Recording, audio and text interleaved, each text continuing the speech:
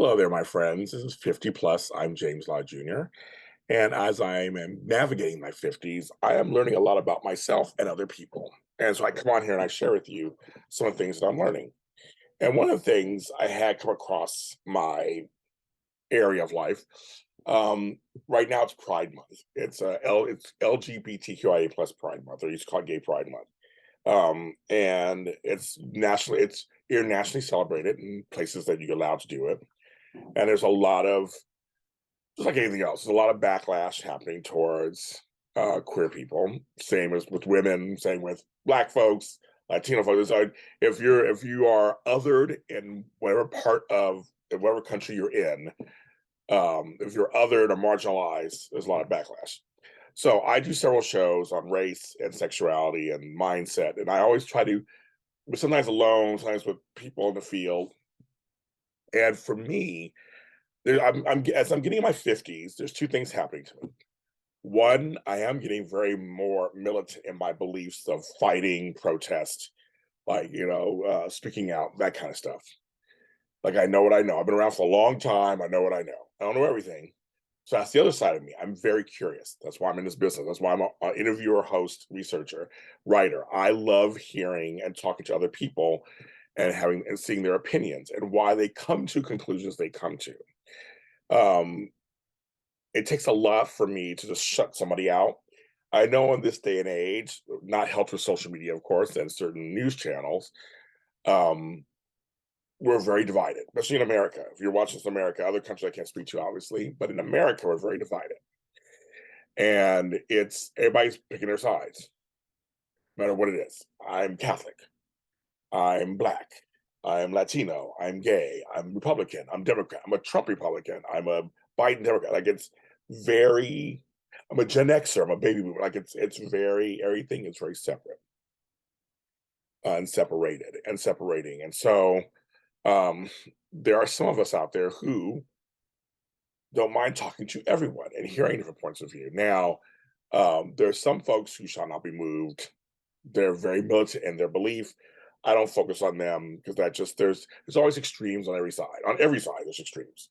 It doesn't matter. There's extreme Star Wars fans, there's extreme, so it's extreme everything.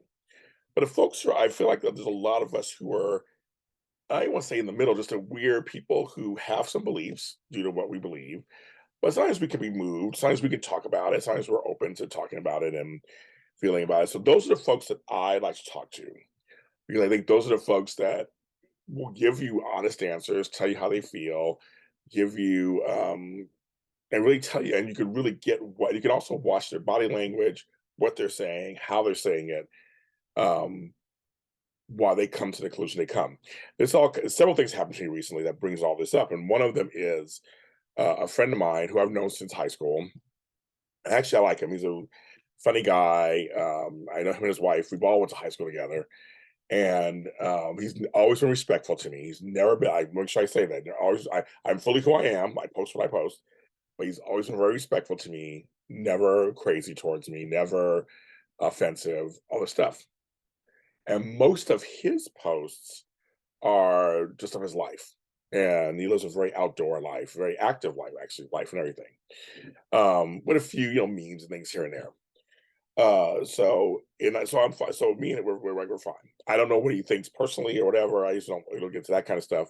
But he supports my work, and it's for me, it's okay. So talking to him, I feel like I would get some. It would be interesting to hear from him. So he actually posted some stuff, and I have a dark sense of humor. I have a little crazy sense of humor. I do. I mean, there's. I feel like I always say in tragedy, sometimes there's humor somewhere, things that happen, there's humor somewhere. It's not for everybody, but for me, I can look at certain things and go, okay, you know what? That's funny. I can be a Democrat. I say in air quotes, 'cause I'm a Democrat, just literally by voting only.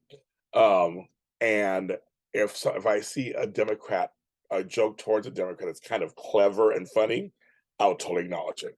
That was really funny. That was very clever, you know, and vice versa. So he posted some stuff and he had this meme that was, it's actually, I say it's anti-gay, so to speak, because it's kind of a joke about um, thinking straight people from you being here and stuff like that, and all that kind of. But anyway, I actually kind of found it funny.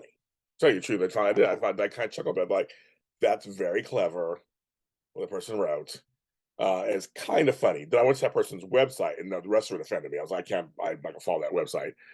And so I put a happy a funny emoji to my friend. My friend got back to me, and this is what he wrote. I'm not saying his name or anything. This is not really important, but what he wrote is important because I think I always say when one person feels it, it's not just one person. It means other people feel it too.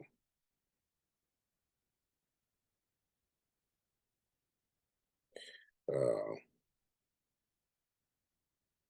I want to get this. So again.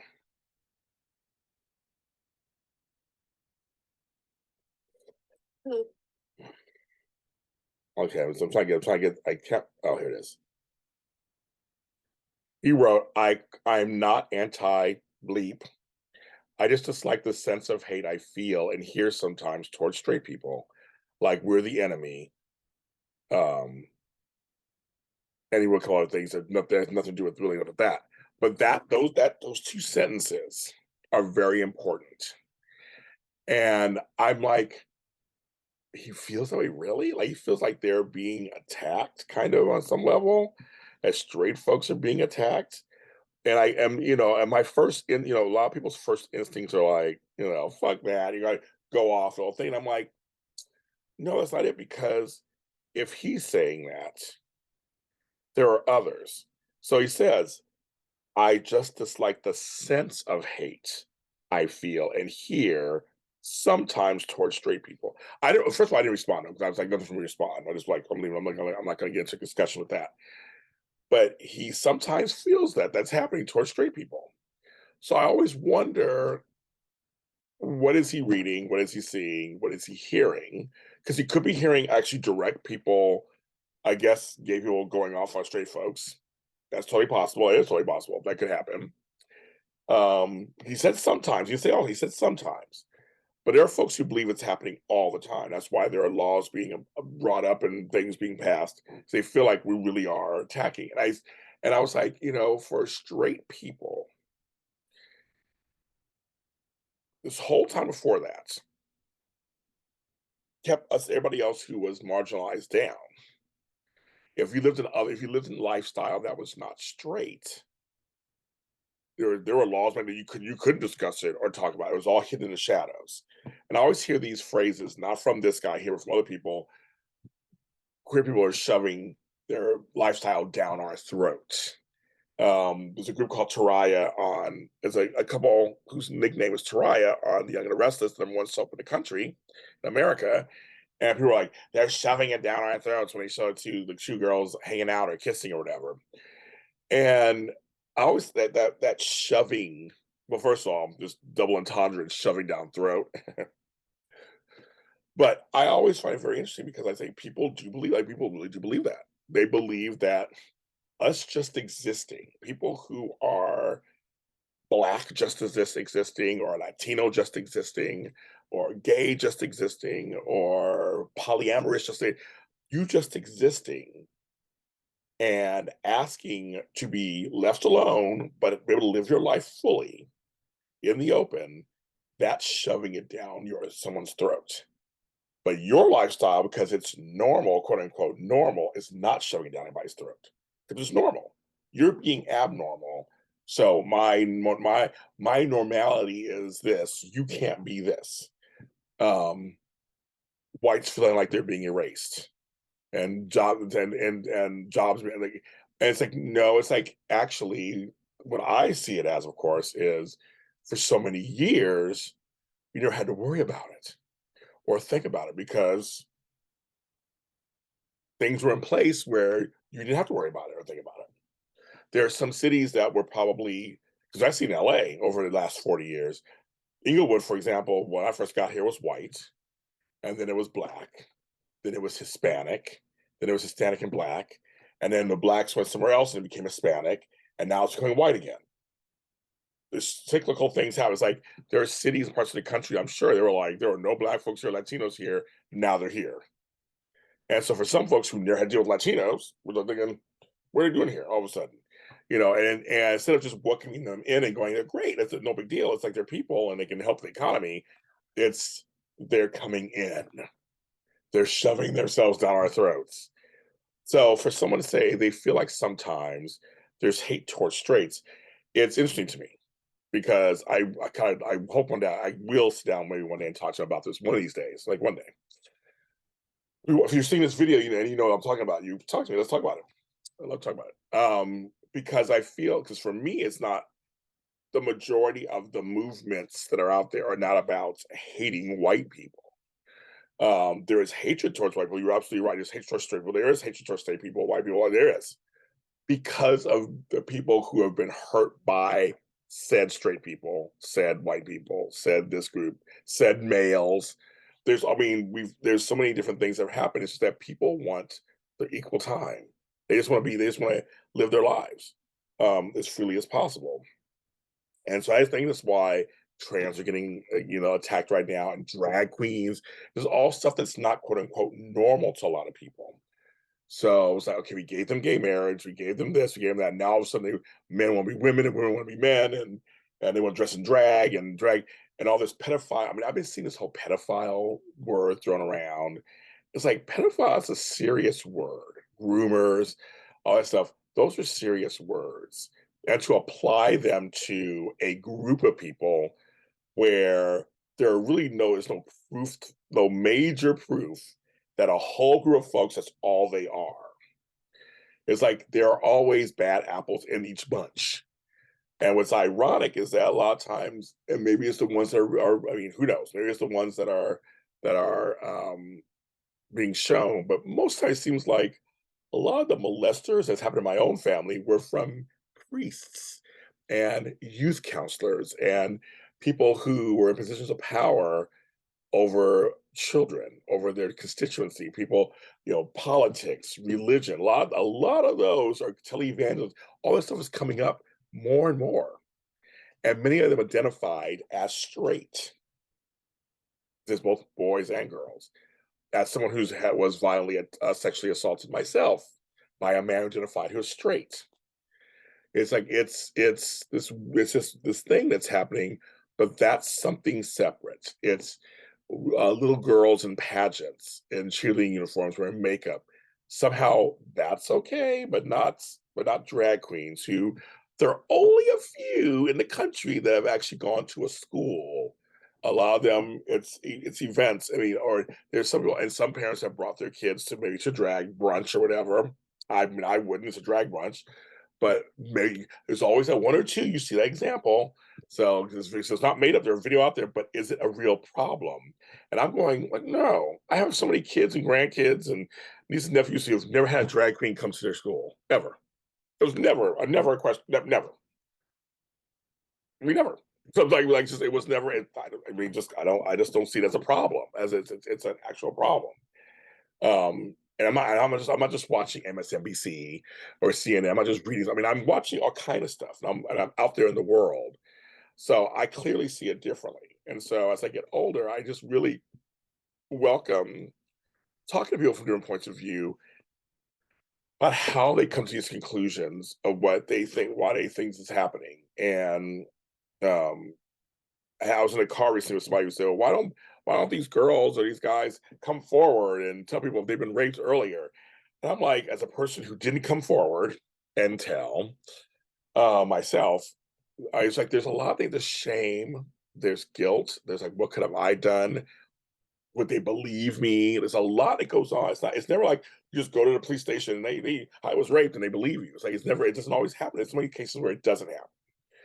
A lot of not sensitivity too that are happening out there too. So I mean, it's just fascinating to me that because there's times when I do feel like because especially as I get older in my 50s, I go, I see a situation. How can not everybody see it that way? If I see someone on TV or see something in a TikTok video or someone, I'm like, there it is. It's on camera. This is what happened. And literally, there are people who are saying 20 different things. I rarely said, because I go to the comments, I always go to the comments. Sometimes they're hilarious. Gotta say that. But a lot of folks, like the insurrection, January 6th, I don't understand. It's like, I don't understand. But on another note of that, I know some folks who voted for Trump. I have fans, I'm sure, who voted for Trump, I'm sure. And but I don't think they're bad people. I think some are bad people, but a lot of them aren't. And I get why his popularity, why he became popular, and what he represents to some people. I totally get it. I said we can't do anything until people start realizing this stuff and not just shutting out. And of course, there are some people on the left who are very extreme too. There's left of the both extreme. And I was saying this to a friend of mine. I wish I never heard the word. I never heard the word woke any ever again.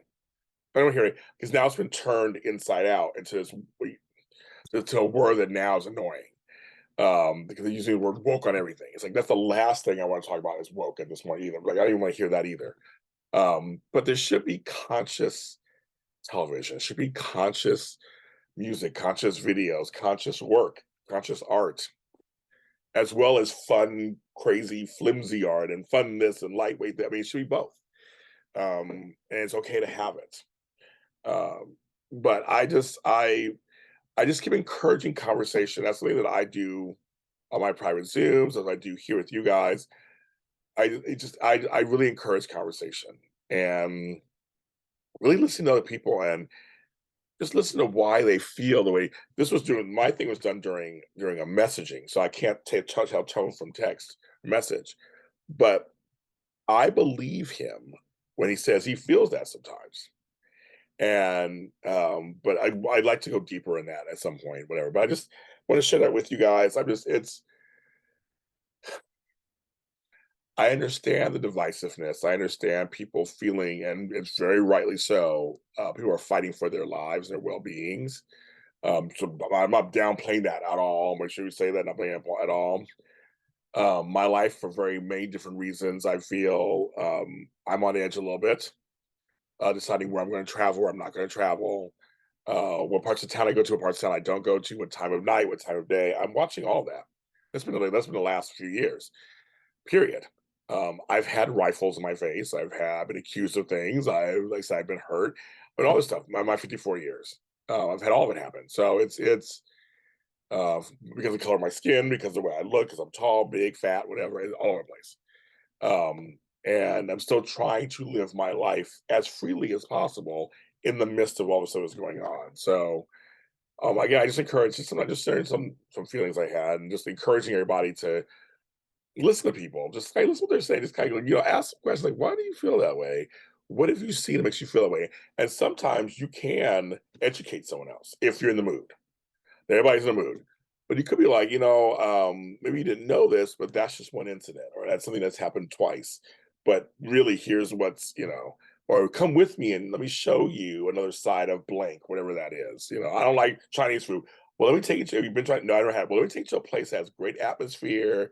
You can try some stuff that's very benign. Like, I just feel like if we take time to really listen to each other, who knows what we can accomplish. Like I said, there are some folks you can't do anything with, and that's fine. But I'm talking to the folks that we're all like, we just want to live, we all want the same things. That's all. Live our lives and lives in peace and not feel like we are shoving stuff down people's throats when because we just want to breathe air. That's it. 50 plus is on all social media. It's on all streaming service platforms and on YouTube at JLJ Media. I'm James Lott Jr. Talk to you next time.